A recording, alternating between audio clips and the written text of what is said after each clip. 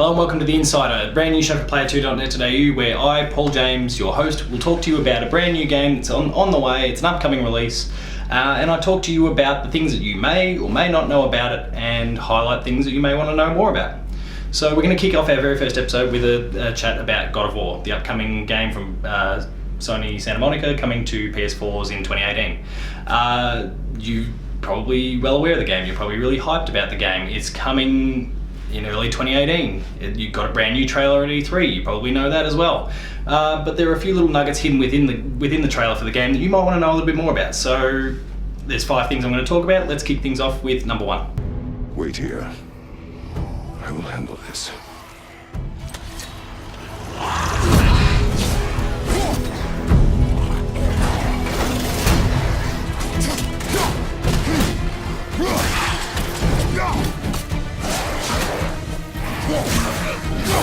Number 1 in our list today is actually a change of tone in the God of War game. So we've always known Kratos to be PlayStation's Wreck-It Ralph. He just smashes and bashes and doesn't care who gets in the way, it's just all carnage. Well, what we're seeing from this God of War 2018 reimagining, reboot, remaster, whatever we want to call it, is a very different take on Kratos. And this is largely brought about by the presence of his son Atreus. I believe that's the correct pronunciation, correct me in the comments if I'm wrong. And he's bringing a softer side to Kratos. He's bringing a fatherly side out of Kratos. And Kratos is learning from him and others around him, and he's imparting a bit of his craziness on them as well. But what was really interesting, and we kind of know about this already, we saw aspects of this in the 2016 trailer, but we're continuing to see that emphasised more in this latest trailer. And what was most interesting about this little trailer that came out was the injection of some humour. You'll see in a clip in a moment, and I'll throw to that in any second now. But you will see that there's an injection of humour there, something that we have not come to associate with the God of War franchise whatsoever. It's all been ultra serious, and it's been about ripping heads from shoulders. Check out Exhibit A. Wow, that was something, that fight. Number 2, we've got a partner in murder. So usually the presence of an AI companion of any sort usually extracts groans from all those who are watching. And understandably so, there's not a great track record there. But just like Ellie in The Last of Us and Elizabeth in Bioshock Infinite, Kratos is accompanied by Atreus, so his son, and he's more than adept in the battlefield. From what we've been told by Cory Barlog, the game's director, but also from what we've seen in this most recent trailer. We see this one segment where Kratos is climbing up a cliff face, an enemy comes out and bang, straight in the head, it's over. He's more than capable of holding his own. Sure, he's not Kratos, he's not his brother Deimos, he's not a wrecking ball, but he's more than capable of holding his ground in combat, which does mean that we're not basically just playing an escort mission, and that I think is something you can really appreciate. Check it out here. The road ahead is long and unforgiving. No place for a boy. You must be a warrior. We're back with number 3. Big guys are friends, not foe. So it's a pretty simple concept that we've come to understand from previous God of War games. Basically, in every single one of them, if it bleeds, you're killing it. If it walks and talks, if it's a god, you're killing it. Well, that may not necessarily be the case in this God of War 2018 remaster. Case in point being the presence towards the end of the trailer, but it's kind of teased from the very beginning, of this world serpent, basically this monstrosity that emerges from the ocean after Kratos has, for some reason, launched his axe into the ocean. It spits it back out, and Atreus, again, he firstly has to translate for him because Kratos is not familiar with the language and the dialect, and that's completely understandable. But he pronounces that he's there to help and not there to kill. And look, it may come a point that Kratos, at the end of the day, resorts to his own ways and still rips the head from the beast and anyone else who kind of comes to help him along the way. But it is a nice little change that we're not necessarily going to just kill everything we see. We might actually partner with some of these creatures or some of these other people, and that's great. I'm looking forward to something a little bit different in this space.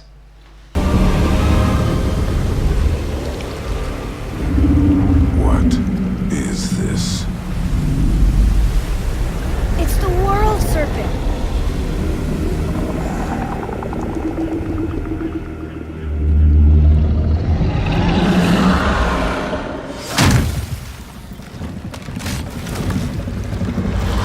Take on board!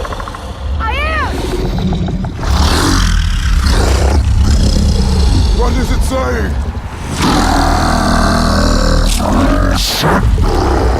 He wants to help us! Number 4, the past is coming back to haunt us.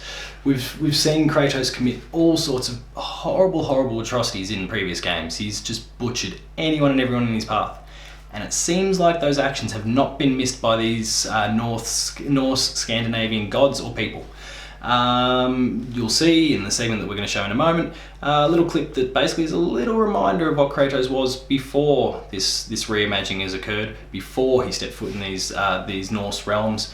And look, I hope it's a beat that they continue to hit throughout the course of the game, that we're not just simply washing our hands of everything that's come before, and then we're actually addressing these things, and we're addressing the change that's occurring in Kratos, and it's doing something different. It'd be a really interesting dynamic to explore, given the long history of 7 to 8 games, if you include the mobile one, of Kratos being very one-dimensional. Now we're discussing that, we're addressing that, and we're doing something different with it, and Kratos having to look and reflect on his actions before and respond to them in an appropriate way. It'll be really interesting. Give a look at the little clip here, just to see exactly what I'm talking about.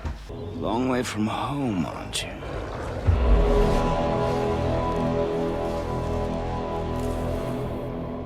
And here I thought your kind was supposed to be so enlightened, so much better than us.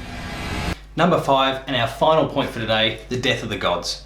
Now I must say I was really impressed. There was a very cluey fan who got an opportunity during E3 Coliseum this year. That was the Jeff Keighley hosted YouTube E3 show. He got a chance to talk to Cory Barlog, the game's director, in a little chat at the E3 Coliseum about God of War and about basically the Norse gods' presence, whether they would be there in any way, shape or form during the game.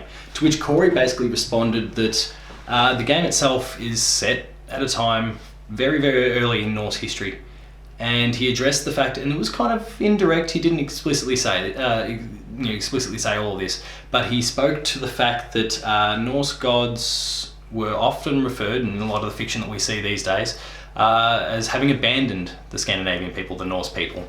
And it'd be really interesting to see a time where those Norse gods are still walking among us. Perhaps, just like the Greek gods, Kratos is responsible for ripping their heads from their shoulders and ending yet another godly race.